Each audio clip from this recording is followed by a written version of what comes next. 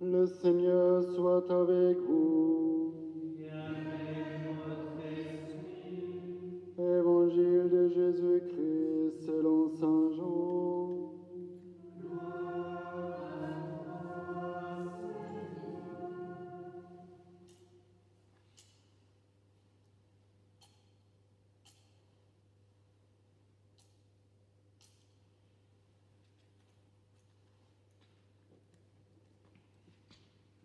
En ce temps-là, Jésus disait à ses disciples, « Si vous m'aimez, vous garderez mes commandements.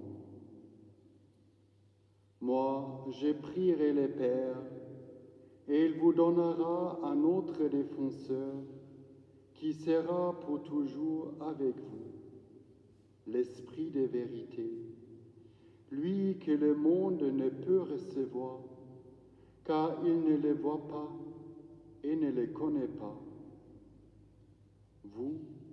Vous le connaissez, car il demeure auprès de vous et il sera en vous. Je ne vous laisserai pas orphelins, je reviens vers vous. D'ici peu de temps, le monde ne me verra plus, mais vous me verrez vivant et vous vivrez aussi. En ce jour-là, vous reconnaîtrez que je suis en mon Père, que vous êtes en moi et moi en vous. Celui qui reçoit mes commandements et les garde, c'est celui-là qui m'aime, et celui qui m'aime sera aimé de mon Père. Moi aussi je l'aimerai, et je me manifesterai à lui. Acclamons la parole de Dieu.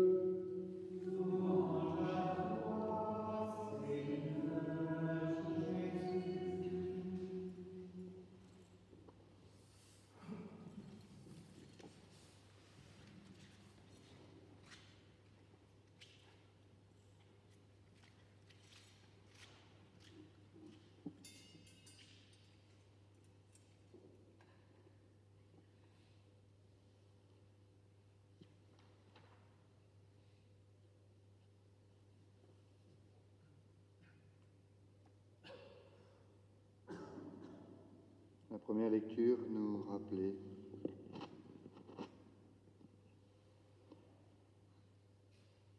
alors arrivés, ceux-ci prièrent pour ces Samaritains afin qu'ils reçoivent l'Esprit Saint. En effet, l'Esprit Saint n'était pas encore descendu sur aucun d'entre eux. Puis la deuxième lecture nous dit qu'il faut être prêt à témoigner de notre espérance et le faire avec douceur et respect.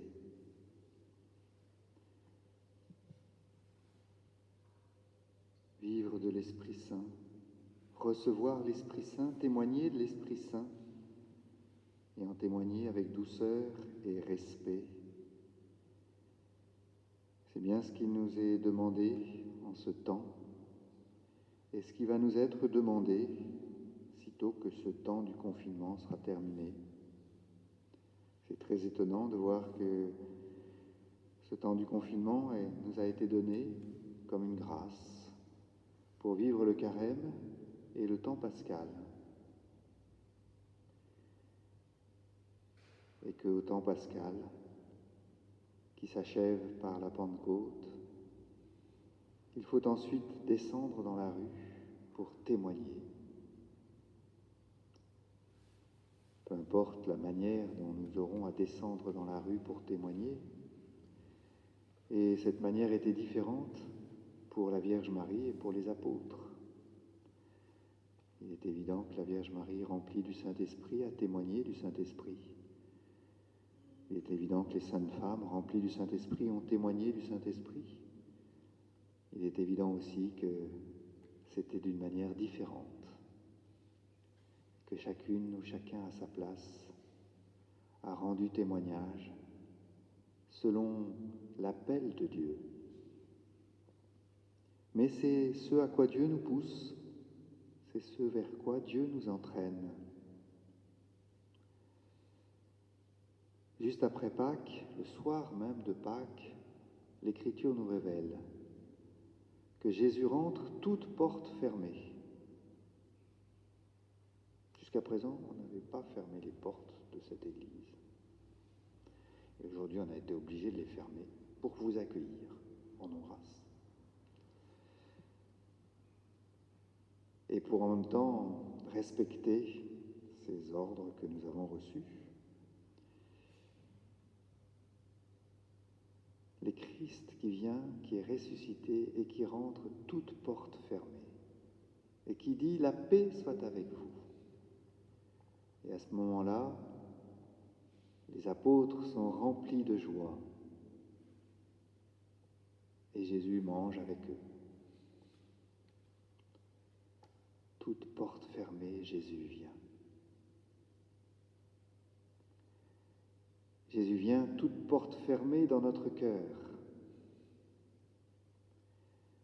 Jésus vient à partir du moment où il est attendu. C'est sûr que les apôtres qui étaient au Cénacle et qui avaient peur l'attendaient. Ils n'osaient pas y croire. Ils n'osaient pas encore témoigner de leur espérance. Mais leur désir était là. Ils voulaient le retrouver, vivre en sa présence. Et lui vient les rejoindre, c'est lui qui vient les rejoindre, toute porte fermée. Et finalement, ce toute porte fermée, ça dure tout le temps pascal, puisque de l'Ascension à la Pentecôte, on les voit encore réunis avec Marie, avec les saintes femmes, quelques disciples, mais encore tremblants, encore peureux, ayant encore peur de témoigner de la résurrection. Dans quelques jours, nous ne serons plus toutes portes fermées, nous serons toutes portes ouvertes, et nous aurons à témoigner de la résurrection, là où nous sommes, dans notre vie quotidienne, avec douceur et respect, avec une conscience droite, nous aurons à proclamer que l'amour a vaincu. Bien, demandons cela aujourd'hui, et demandons-le à la Vierge Marie, qui sait bien quelle est la vocation de chacun, qui sait bien quel est l'appel de chacun, que tous nous trouvions les forces d'être fidèles à ce don de l'Esprit, que tous nous trouvions dans l'Esprit Saint, dans l'amour de Dieu, cette force de présenter Jésus ressuscité, de manifester Jésus ressuscité. On ne pourra le manifester que si notre unité est parfaite. C'est ce qui s'est passé pendant le temps de la Pentecôte, le temps du Cénacle. Ils étaient tous réunis et il fallait qu'ils retissent leur unité. Il fallait même qu'ils choisissent Matthias, avec des discussions que cela suppose. Chacun devait présenter son candidat. Finalement, ils en retiennent 2 et l'Esprit Saint en retient 1. Et tout le monde est d'accord. Un travail d'unité fraternelle. Et c'est quand ce travail d'unité fraternelle est achevé que l'Esprit Saint peut les envoyer témoigner du Christ. C'est quand ce travail d'unité fraternelle est achevé que l'Église, corps du Christ, peut enfin rayonner son mystère. Il y a quelque chose d'analogue dans ce que l'Esprit Saint nous a demandé de vivre avec ce confinement. On était invités de manière spéciale à un travail particulier du côté de la charité fraternelle. On était invités de manière spéciale à un travail particulier du côté de cette unité du corps du Christ, du corps de l'Église, pour que l'Esprit Saint puisse être donné, pour que nous puissions rayonner le mystère de l'amour du Christ. Demandons cela à la Vierge Marie, qu'elle nous donne de parfaire, d'achever, qu'elle vienne achever dans notre cœur ce mystère de la charité, pour qu'ensuite nous osions en rayonner, pour qu'ensuite nous osions le proclamer, pour qu'ensuite nous osions manifester l'amour.